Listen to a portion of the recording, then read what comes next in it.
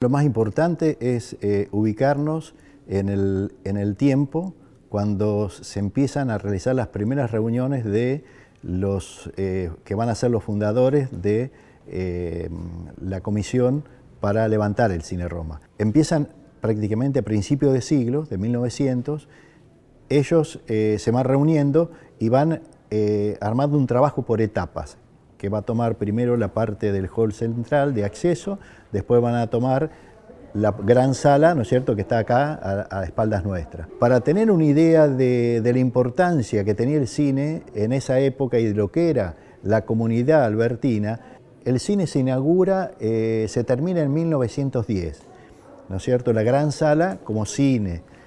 Y el Teatro Colón de Buenos Aires, se inaugura en 1908. Prácticamente es contemporáneo con este teatro. Eso nos marca un poco la visión que tenían estos primeros pobladores de Alberti, que estamos prácticamente en los orígenes de Alberti, ¿no es cierto? Estamos hablando que esas reuniones se hacen a principios de 1900, a fin de 1890, para empezar a construir esta obra, ¿no es cierto?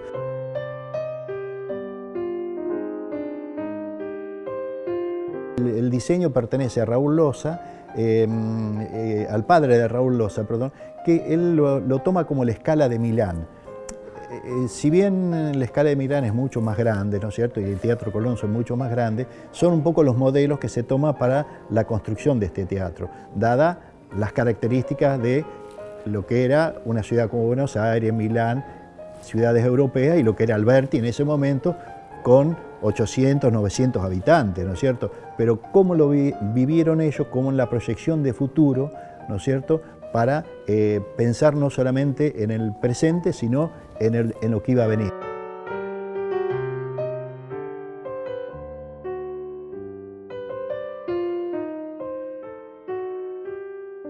Por causas no del todo conocidas, dice, por problemas de estabilidad, se demolieron los palcos, que formaban una especie de herraduras, que todavía se conservan fotos, y que le daban un tinte muy romántico, ¿no es cierto?, por las gradas que estaban sobre esa zona, y aparte sobre ese palco había lo que sería hoy, conocemos como gallinero, ¿no es cierto?, una parte superior por encima de él, ¿no es cierto?, que era mucho más precario. Pero esos palcos eran para distintos grupos sociales, ¿no es cierto?, que se ubicaban en ese lugar.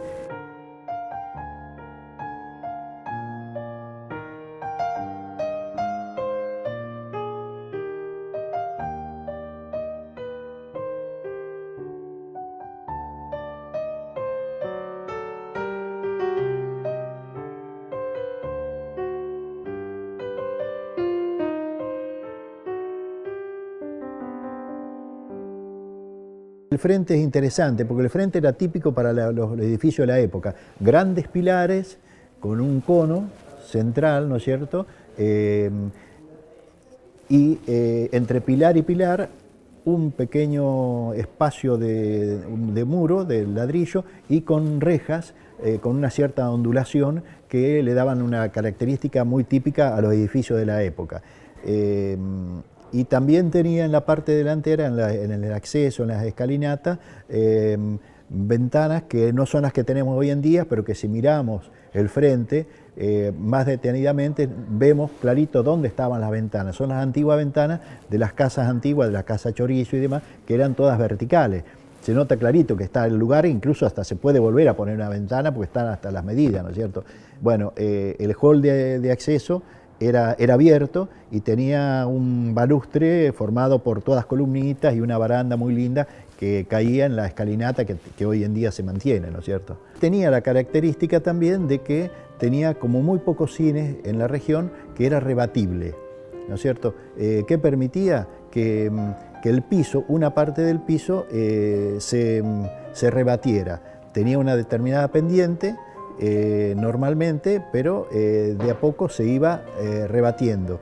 Tenía un sistema que aún se conserva de túneles en la parte inferior de la parte delantera, donde accedían dos operarios y por un sistema de cremalleras, subían una gran viga que sostenía todo el piso, que todavía está, que sostiene el piso, y esa viga, al elevarse, levantaba la pendiente que tenía el piso, la levantaba para ponerla en sentido horizontal.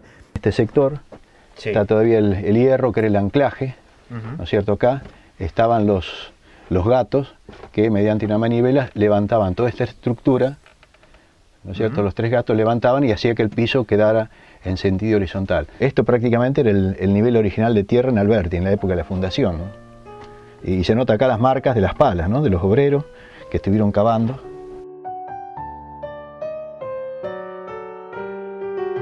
Si vemos fotos antiguas, encontramos con que hay reuniones, comidas, conferencias, reuniones bailables y demás, y el piso es horizontal.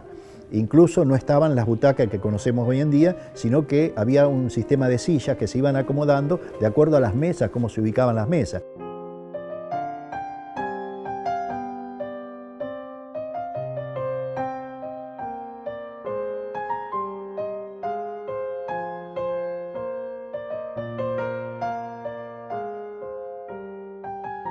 La gran cáscara quedó original.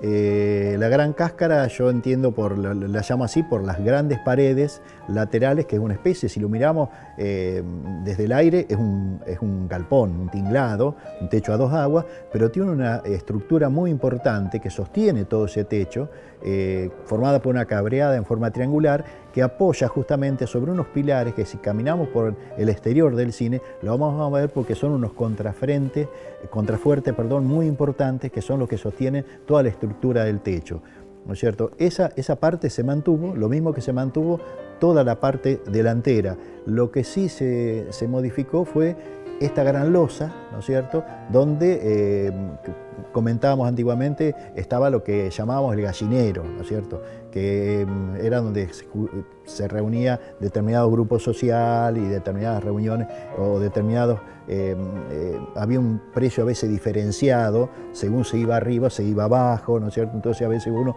prefería ir arriba con sus amigos porque tenía algunas libertades que no podía tener abajo, ¿no es cierto? Bueno, esta gran losa aparentemente se hizo en el año 30 y pico, y algunos la atribuyen a que es obra de Salamone, porque se realiza en el año alrededor del año 36 y 37, que es cuando se demuelen los palcos.